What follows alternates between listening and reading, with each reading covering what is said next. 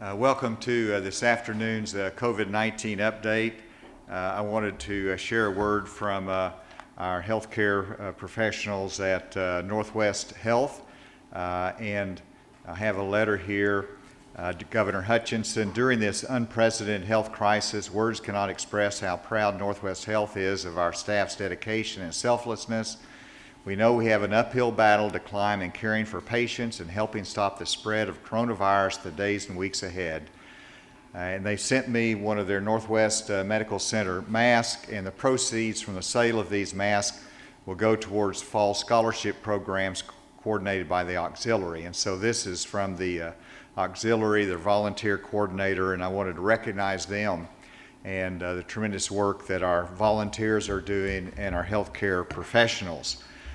Pleased to be joined today by Dr. Nate Smith, Dr. Jose Romero, both of the Department of Health, and then also Stuart Walton, chairman of our Economic Recovery Task Force, who I've asked him to be here today to go through some polling data that I think that you will find of interest. Going to our case report for today, yesterday we had 24,512 cases. We had a lot of cases in the last 24 hours, and that is 734 cases. That brings the total to 25,246. Hospitalizations, I was very pleased that we had a decrease of 11 in hospitalizations. That brings that down to 358. In terms of deaths, we had an increase of 4 that brings it to 305. And so the number of cases is significant.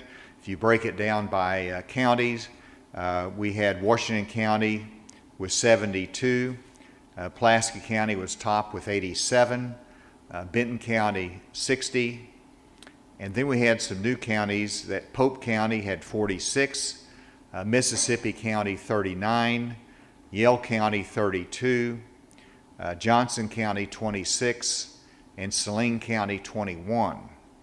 And that is out of testing numbers of 4,567.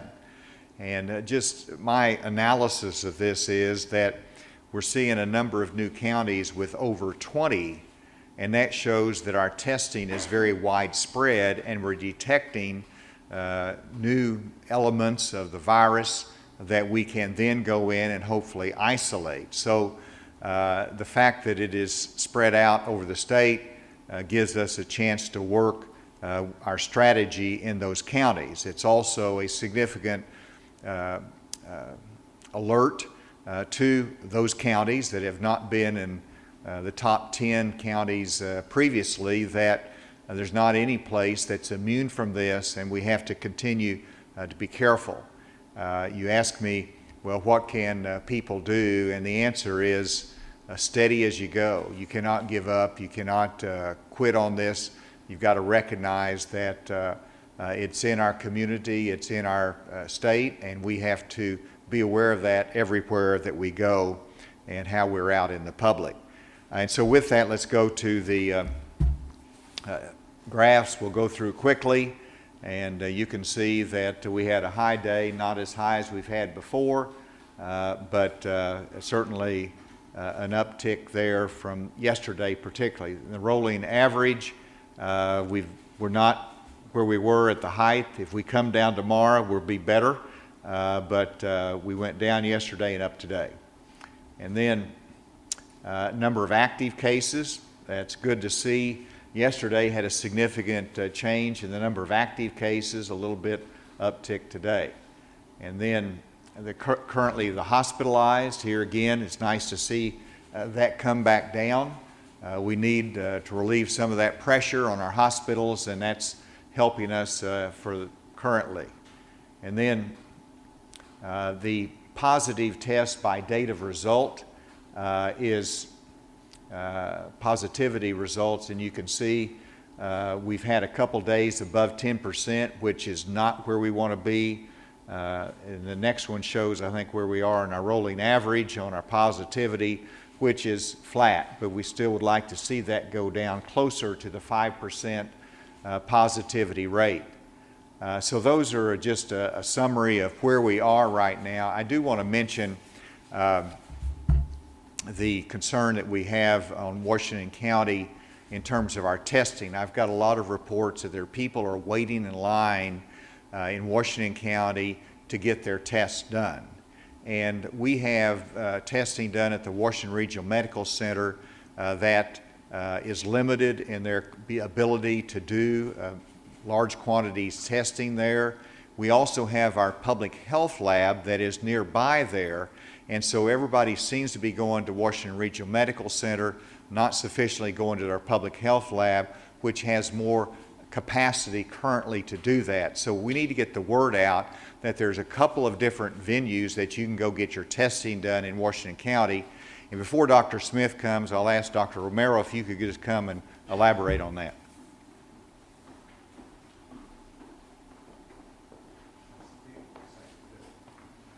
Thank you, Governor. So the local health unit in Washington County is available for testing, and we'll be ramping up testing further.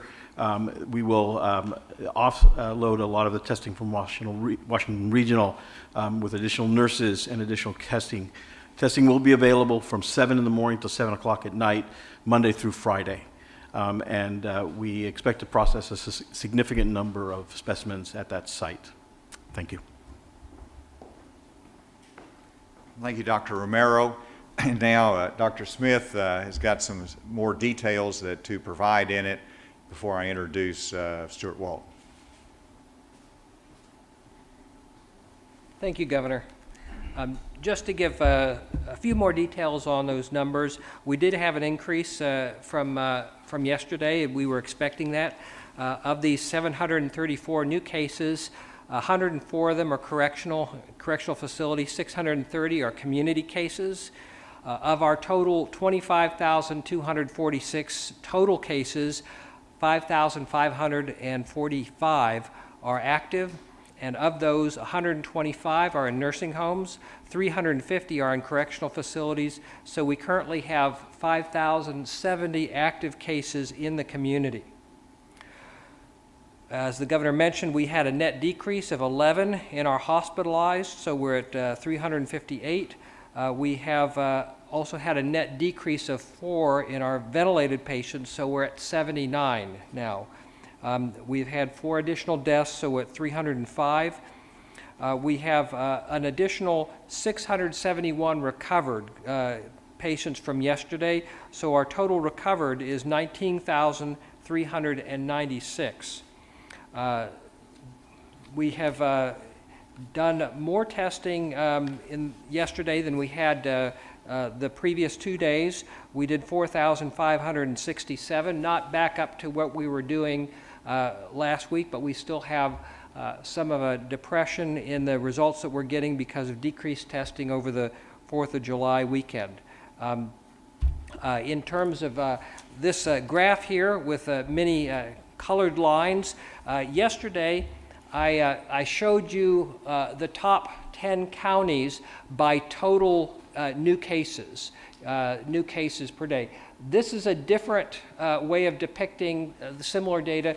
These are our cases, cumulative cases per 10,000 population. So this shows you on a population basis where are our top counties and what is the shape of those curves, their trajectories.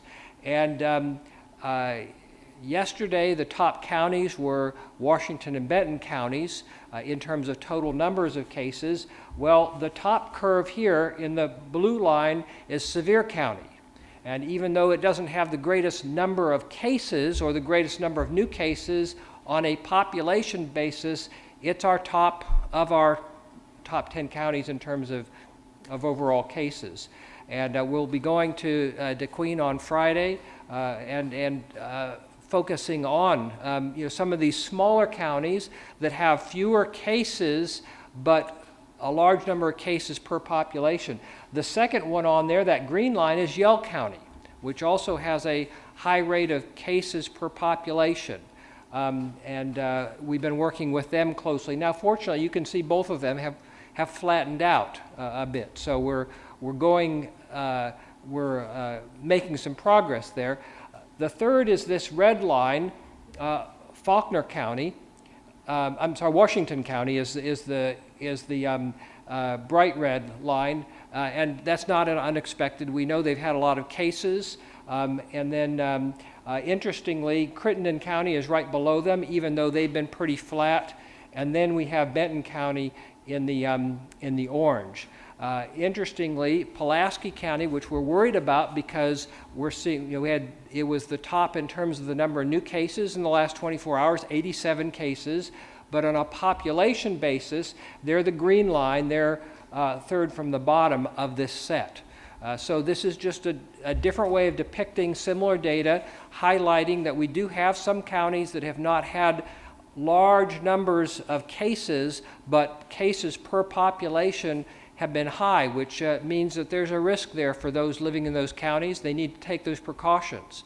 They need to practice physical distancing, wearing masks, avoiding large gatherings, etc. But clearly we also have these counties with high numbers of cases, still Washington County, Benton County, and Pulaski County. We also need to be very careful. And with that, I'm going to go ahead and turn it back over to the governor.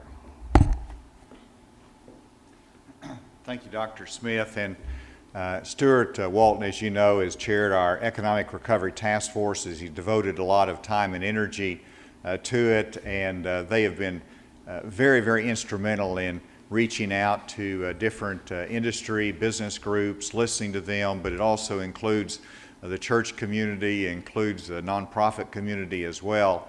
And Stuart had the suggestion, and he initiated a statewide survey that I wanted him to present in more detail. I gave a little teaser for that last week, but he's got a number of slides that he'll go through quickly, but it's really important data that helps us understand public attitudes. Stuart?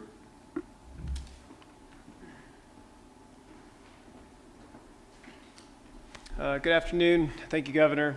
Thanks for having me today. I don't know anybody that likes to wear these things, myself included, but I have noticed that one silver lining is sort of pulls your ears forward, and so your hearing improves a little bit. And so in the hopes of finding some positive news and thinking along, positive mental attitude, I've been trying to think of various ways to frame it. Anyway, we had a task force meeting today, and it was in person for the most part. It was a good task force meeting. We were able to go through some of the slides that I'm about to go through with you.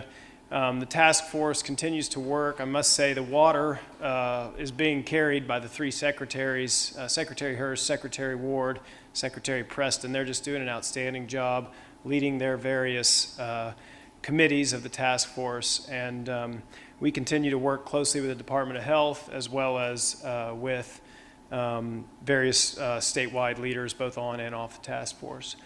So let me run through these slides. This gives you a bit of a kind of the detail in terms of when. It's not stale yet. These come from just a little over a week ago. 18 and up, and 48% landline, 52% cell phone. And you have to remember this is broadly focused to capture the adult population of Arkansas as it is understood from the 2019 census. So we broke down age, race, geographic location, all based on the 2019 census, and that's how the survey was conducted. I'm just going to go through kind of the highlights from each of these. Normally, the economy is the #1 issue in Arkansas. Obviously, that's not the case here. But if you think about the Economic Recovery Task Force, you can kind of blend those top two together, and you're looking at 60% of the population think that COVID-19 and this sort of interlinked economic crisis is the most important issue facing Arkansas. And it's just really, I think, on the minds of Arkansans. They're learning about it, they're reading about it, they're consuming news about it. And it's just, it is as big a deal as it seems to be day in, day out. This is the slide the governor showed last week. This is exactly how the question was asked. And this is 600 people, as you know, so almost 500 people, if you take that 82%, said that they do wear personal protective equipment like a mask in public places. Now, I don't see a lot of people wearing gloves and not a mask. I think sanitizer could be a part of that, but this is a little more detail there where you see the age breakout. Now note, we're starting at 18, but my guess is that it might even be lower if you polled folks under 18, but that is sort of what you'd expect to see, I think, across the board. It is what it is sort of the data. And I think if you have young folks in your household or working with young folks, the more you can encourage them to wear masks or personal protective equipment, to protect others, not necessarily themselves. They're not so worried about getting it just because of the way the numbers break down, but I think that's a really important thing to do. This is pretty interesting. It talks about, do we think a regional or a statewide approach is more appropriate? Quite a bit of support for both, but actually more than half of the folks say a regional approach is a better way forward. I think, with the proclamation last week around cities being able to enact their own ordinances, this is consistent with that. And I think if you just look at the variety of counties, case numbers, the per capita numbers, and some that don't have very, very few, you can see how this would make sense to a lot of folks. These colors are a little tricky to see, but this is if you work outside your home. So this was not answered, say if you were retired, or if you worked at home, or if you were didn't work, but here you can see 58% of the population say, yes, our workplace is following proper protocols. And I think that's a pretty good sign. 33 said, don't know, not applicable. And those are the folks that would be retired or where it just wasn't applicable to them. And then 9, so relatively small number, said no. Really interesting stat here because I think this shows Arkansas is paying attention. But large events, are you going to be comfortable going to one this fall? Or I guess more specifically, do you favor or oppose large events resuming this fall? 54% oppose and 37% strongly oppose. And I think that just comes from people understanding that those are the risky areas. That's where you're going to have the highest risk of one person infecting a lot of folks. So really interesting data here, concerning for sure. There's also this concern that the surge in the fall that's going to come, of course we don't know that. We're kind of experiencing a little bit of one right now, I'd say. But again, there's just some concern out there, and it's an informed concern. This one's also, I think, you can read it sort of two different ways. How likely are you to send your kids back to school in the fall? Well over half say yes, likely, half very likely. And so I think that's positive. The flip side of that coin, though, is that if you ask this in a non-COVID environment, your likely would be 100%. I mean, or 99 point whatever, right? So the fact that it's this bifurcated, to me, is again, shows a lot of concern out there. I think schools, we're seeing it on the task force. It's one of the biggest issues that people are grappling with right now. And it's just kind of how and what school's going to look like in the fall, but it's certainly a big deal. Another slide, maybe not totally unexpected, just in terms of how this shakes out. But how comfortable are you doing in-person activities, kind of your everyday activities most Arkansans do? 32% very comfortable, 22% very uncomfortable.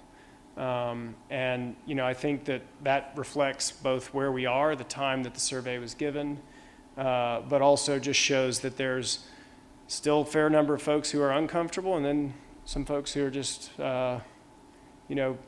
more at ease with the current state of play. So that's just kind of a snapshot of the survey.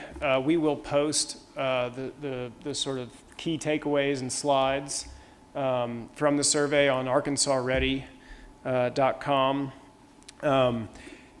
I just would encourage folks to take a look at the data, think about it. It's some really good and instructive information just for kind of understanding where we're at as a state, how people are feeling. Appreciate the governor's consistent message and consistent leadership on this. It feels like the education of the state really is happening, and I was really encouraged actually by a lot of what we found here. I've said at this podium before, but I think it continues to be worth repeating. The best way to help this economy, our state's economy recover is to continue to reduce the spread of the virus. Much as we hate them, the masks are important. It's about the best that we have right now. With that, I'll turn it back over, Governor. Thank you. Thank you all. Thank you, Stuart. And with that, we'll take questions. With this big increase in cases, is there any idea where that's coming, like specific locations that's coming from, or any reason for the big increase? Well,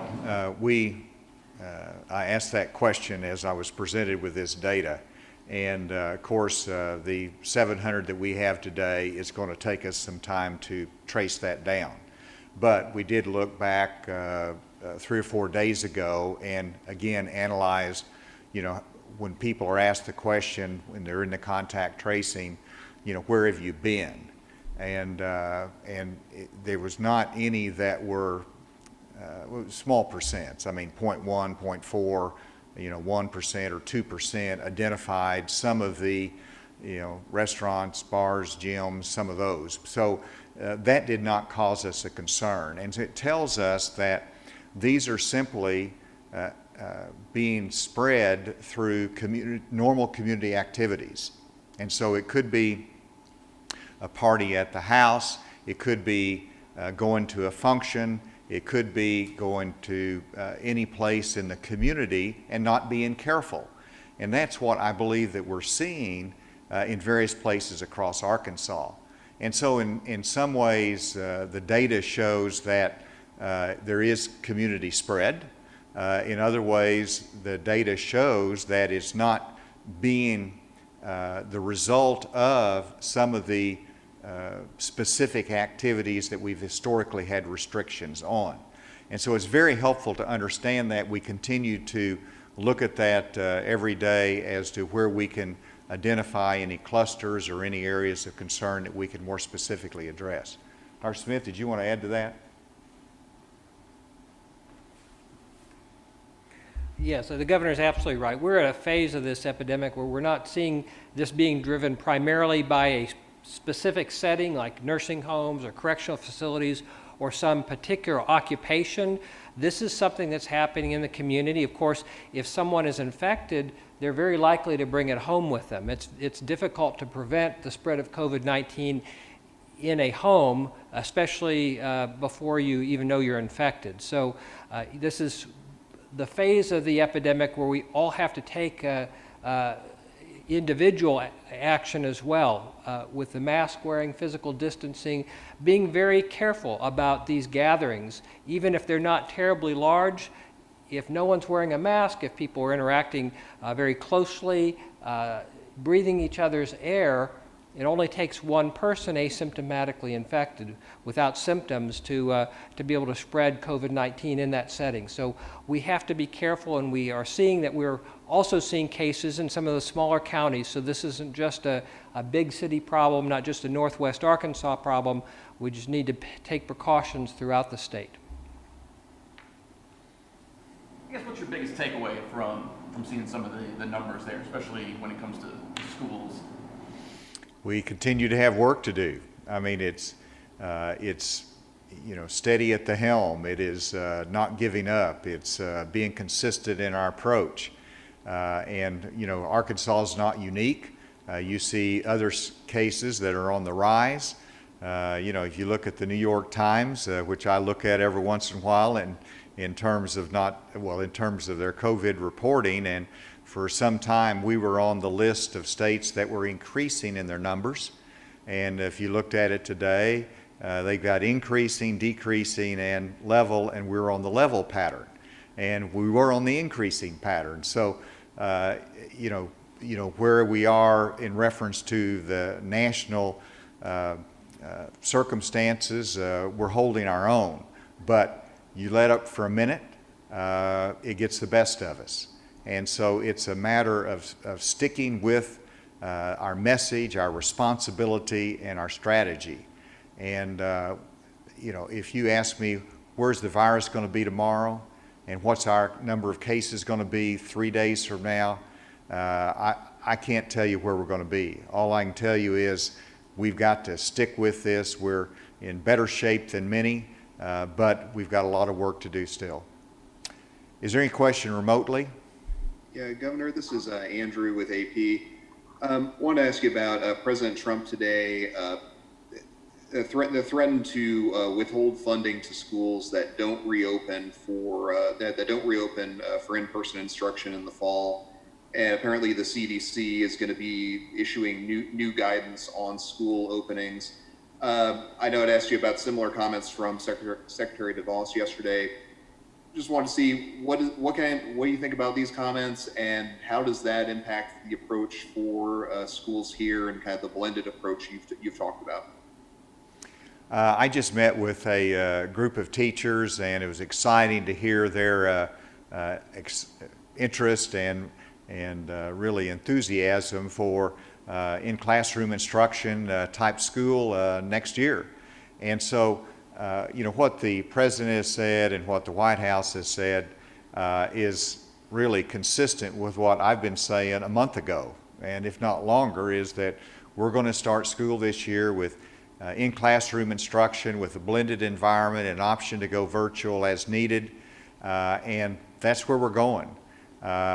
You know, it's the responsibility for education has been devolved upon the states. So that's where we are historically. We're going to make good judgments for Arkansas based upon where we are in this state in terms of our cases, in terms of the community spread, in terms of what's required for public health in each of the schools. We're going to make those judgments, and that's the direction we're going. Governor? And by the way, tomorrow we will be focusing on education in our daily update. I'll have either Secretary Key here or another member of his team because we did want to be able to give an update on exactly some of our plans and where we're going. Did you have a follow-up, Andrew? Governor, this is Mike McNeil at MagnoliaReporter.com. A UAMS study released yesterday predicts 150,000 active cases daily in Arkansas by October 30th if nothing changes. Asking people to wear masks seems like a pretty lukewarm response given the magnitude of the threat that UAMS sees. What is the next level of response from the state to curb this crisis? Well, as you can see from the most recent modeling, the modeling changes weekly based upon what the data shows, and as you can see, you know, the last modeling report had the peak time around September 30th. Now it's been extended further, which means it's been flattened. They pointed out for the first time that even if it got to the level of their predictions, that we have the hospital capacity to cover that. And so their data is going to change weekly based upon how we perform. They're absolutely right that behavior makes a difference, and the fact that their modeling flattened out shows that the behavior is improving and that it's making a difference in Arkansas. What more steps you can do? We look at it every day. One of the steps we took, which really partly looked at the data from the polling, was the interest in regional approaches to our state, and we're all different. And so one of the things was the model ordinance that cities can adopt or cannot adopt. Mike, Magnolia can adopt that ordinance, and that is an option that they can take to help if they choose to do so. And we continue to look at, we're willing to use additional tools if the data shows that there's a connection and we can make a difference in the spread of the virus. Yes, Alex. We're hearing some reports of a possible outbreak or COVID-19 activity at a summer camp called Campos Ark. Did the Department of Health take any action to shut the camp down, and does this cause concern for other summer camps that are in session? Dr. Smith, you want to take that, or Dr. Romero? Yes, they shared, Campos Ark shared the information that they had on out-of-state campers and a counselor. They took action. They initially sent campers home and some counselors home, and then as they had additional cases, they made the decision on their own to go ahead and close down for now. We support that decision, and we appreciate them partnering with us, and we'll continue to work with them in whatever way needed. We also will do the same for other summer camps that may, if they have issues of a similar nature, if they have campers or counselors who are diagnosed with COVID-19, and happy to work with them to help make those environments as safe as possible, but also help make those decisions when it's time to go ahead and shut down operations, at least for a time. Do we have an explanation for some of the other counties that we normally don't see here, Mississippi, Johnson, Saline, on what is happening down there, or is this just kind of more of that community? Just an indication that the virus is in every county in this state, and it's a matter of how you're going to protect yourself from the virus that is in your area. All right, is there another question remotely? Hey, Governor, this is Andrew Epperson from KNWA News. I'd like to hear from you and Dr. Smith on this. I know a lot of Arkansas universities have already issued their reopening plans. In talking specifically about the University of Arkansas, a bunch of the student population is from Texas and other hotbed areas. What is y'all's advice to students traveling to and from those areas? And then also, should universities like the University of Arkansas that have already issued their plan perhaps reevaluate in terms of how they handle students traveling to and from those areas? Our Department of Health has worked very closely with higher education, and thanks to the legislature and to the recommendations of our steering committee, we've actually put a lot of dollars in higher education ability to do testing, contact tracing within that higher ed environment. So I fully support the plan to have academics, to have school open next year at the higher education level, and we're going to fully support them. As people come in from, as students come in from Texas or other states, we expect them to be tested if they're symptomatic. We will identify that and address that accordingly. Whenever you get in the environment there's going to be positive cases, and we just have to deal with it and to work through it and to provide the health to the students that we can. Dr. Smith?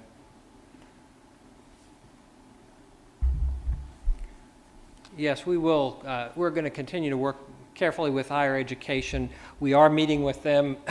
Again, this is not something that anyone's ever done before. This is a new situation. We know the principles that work, and we know situations that are riskier than others.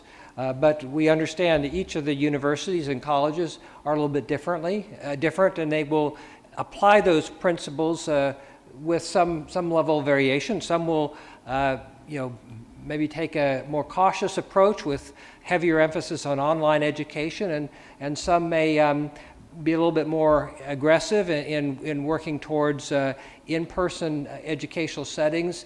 But each of the colleges and universities have different student populations. They're in different communities. They have different capabilities. But we'll also work with them so that if we do run into to challenges in terms of COVID-19 transmission, that we detect that early, that we take action as soon as possible and minimize the spread of COVID-19 and allow them to make any adjustments that they may need to continue on with education in as safe an environment as possible.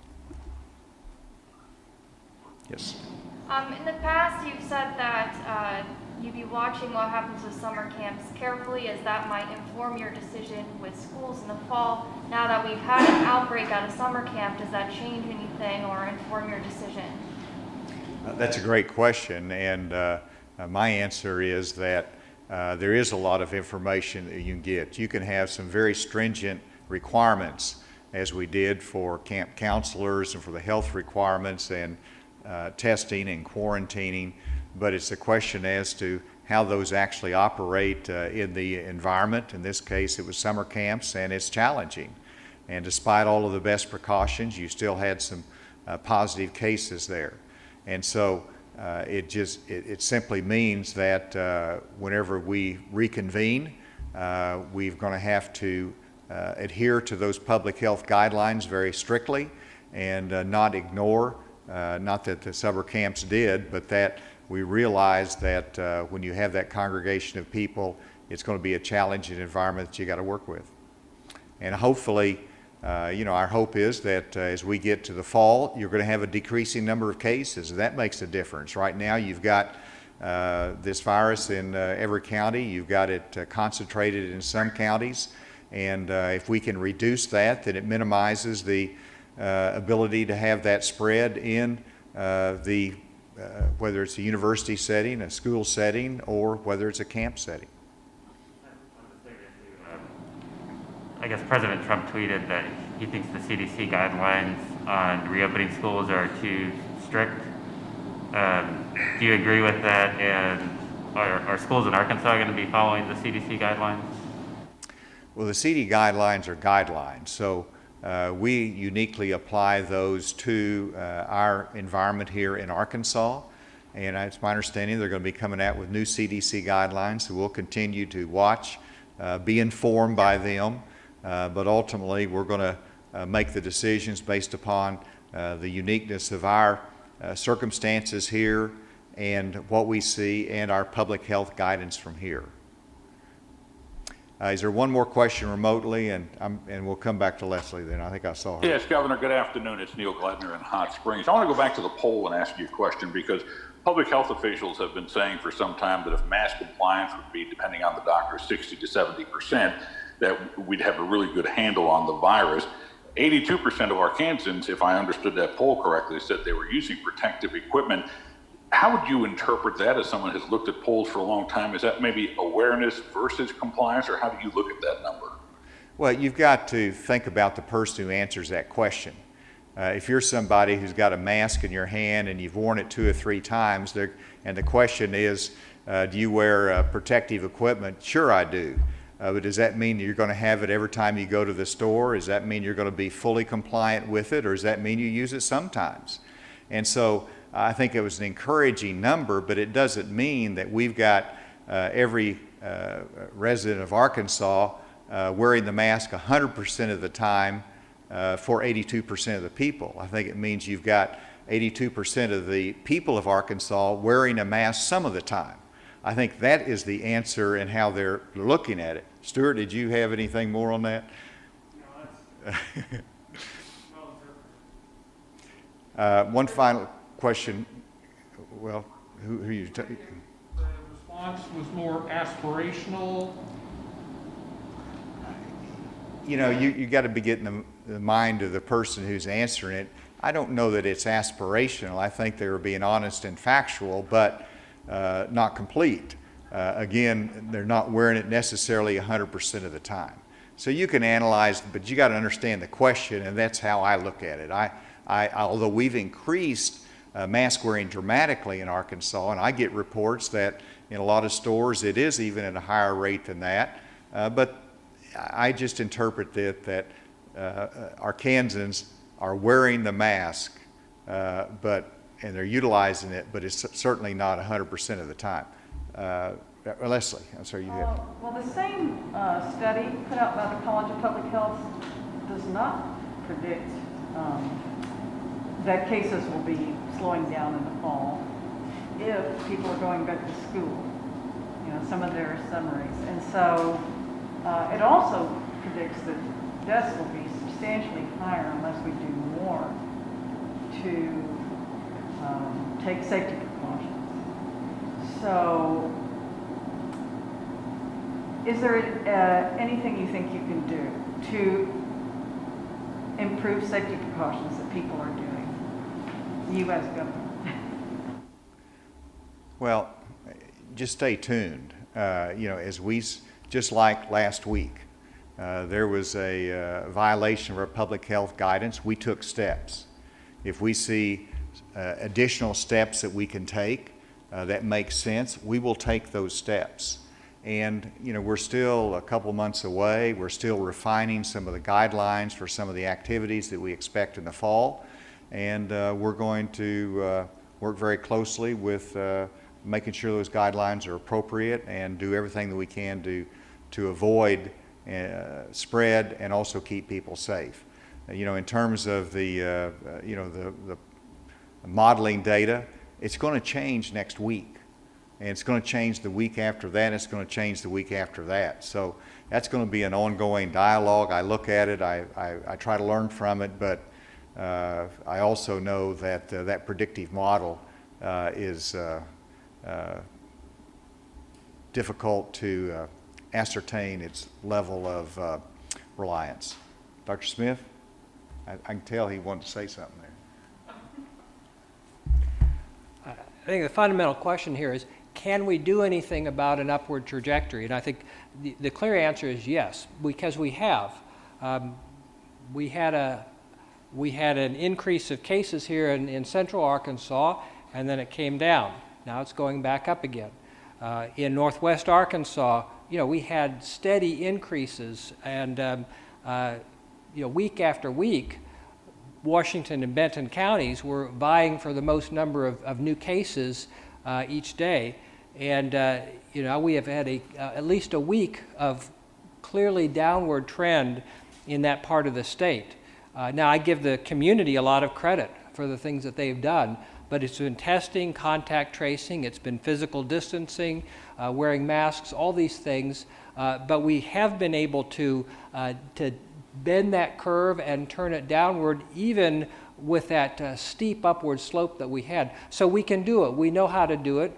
And in northwest Arkansas, we were able to do it without rolling back any of the businesses and economic activities. Now in central Arkansas, we need to also do some similar work, and we can do it. We know how to do it. It's just really the will to do it. Last question right here. Governor, do you know approximately how many reports or complaints of noncompliance from places of operations, and whether that number has increased since ABC officials have started going? And that's a very good question.